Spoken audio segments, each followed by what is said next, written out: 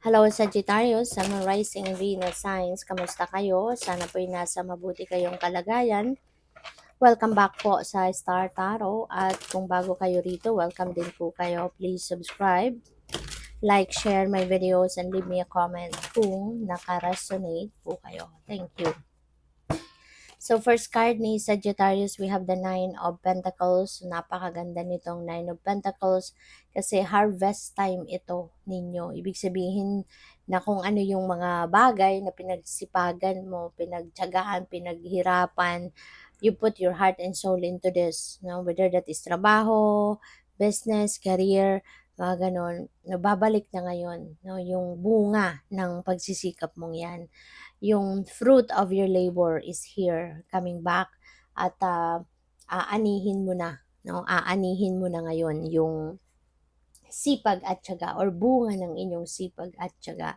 So, mararamdaman mo na or mararanasan mo na ngayon yung abundance, yung luxury, yung prosperity, magkakaroon ka na ngayon ng material security, parang pwedeng magsisimula ka na ngayon ng pag-save, 'di ba?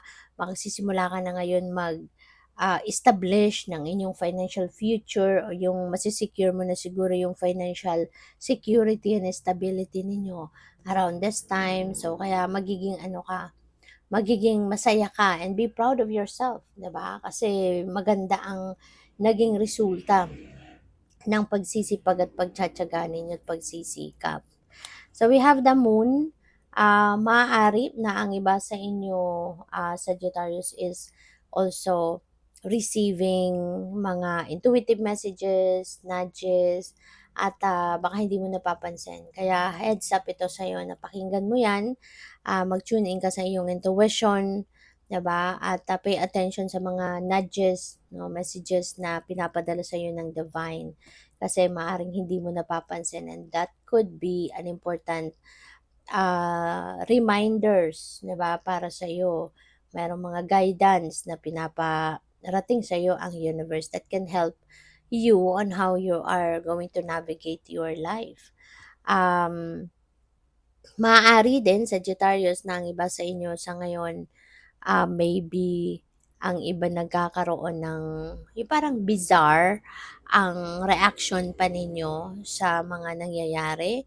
Pwedeng may something 'no na naguguluhan ka, may something na, "Teka, ano ba 'to?" Parang gano'n kasi parang hindi mo nakikita yung clear picture ng inyong sitwasyon. Kaya if that, requires you to, make a decision, huwag ka munang magdesisyon, 'no? Don't make a decision yet kung nalalabuan ka sa sitwasyon. Kasi baka mamaya pagsisihan mo lang 'yan. So, wait a little more time, no, hanggang sa at least malinawan ang inyong isipan, okay? So, we have Knight of Swords. Pwedeng may mga pagbabago na magaganap. Yung mga changes na to this could be big changes. Um, and kayo lang ang tanging nakakaalam kung anong area of life, no, magkakaroon ng pagbabago. Maaari, no, na yan ay regarding trabaho, regarding relationship, family, depende sa inyong sitwasyon. So, tingnan natin ano pa ang ganap. And by the way, maraming salamat for subscribing. And if you haven't subscribed yet, subscribe na kayo. And also, maraming salamat din for not skipping the ads. Malaking bagay yan sa akin. And also, please click the join button sa baba ng video kung gusto niyo na mag-join kayo sa membership. Okay? Salamat. So, we have concern. Ayan. So, for some of you, Sagittarius, baka meron kayong inaalala. At baka yung bagay na to na inaalala ninyo could be linked to money. 'Di ba? Maaring hindi ninyo alam ngayon kung ano ang gagawin ninyo sa pera. As in, mag-invest ba ako? Magninegosyo ba ako? Mag-invest ba ako sa bangko? Or kung ano ang gagawin. So, this could be related to managing your money.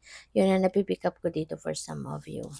So, we have courthouse. Ayan. So, baka ang iba sa inyo, sa ngayon, ito yung inaalala ninyo. 'di ba? Baka meron kayong mga inaasikaso kunyari taxes, mga will, ganyan, 'no? Baka 'yun ang inaalala ninyo. Um, Baka kasi, meron dumating na malaking amount of pera sa inyo, tapos ongoing na yung transaction ninyo sa korte regarding your will, pagma-manage ng properties ninyo or, kaperahan, 'di ba? So, baka inaalala ninyo what's going to be the next move na gagawin ko, 'di ba? Maaaring may mga gano'ng ganap. So what else? We have pathway. Maganda rin ito, si pathway kasi very optimistic energy ito 'no, na nag-aantay sa inyo rito. Maaari kasi na maraming pagbabago nga 'no, with the Knight of Swords, maraming pagbabago ang, mangyayari dito sa buhay mo.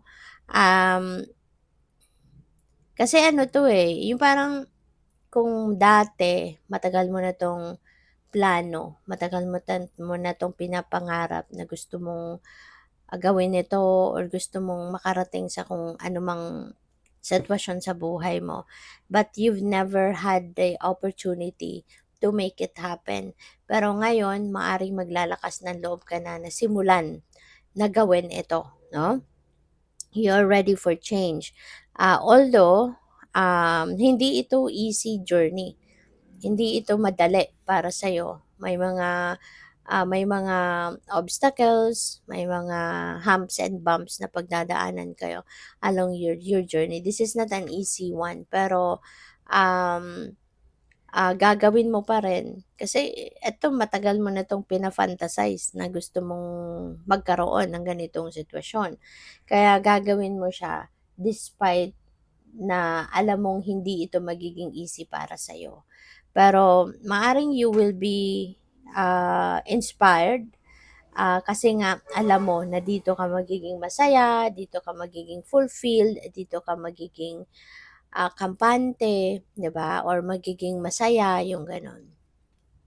So we have wealthy man and maaari 'no, natulungan ka dito ni wealthy man.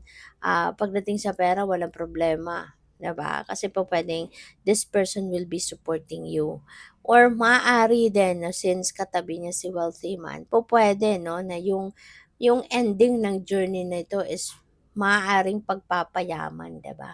Pupuwedeng yung dream mo talagang yumaman, magkaroon ng sariling business, magkaroon ng maraming pera, maraming savings, 'di ba? Maaaring 'yun ang dream mo.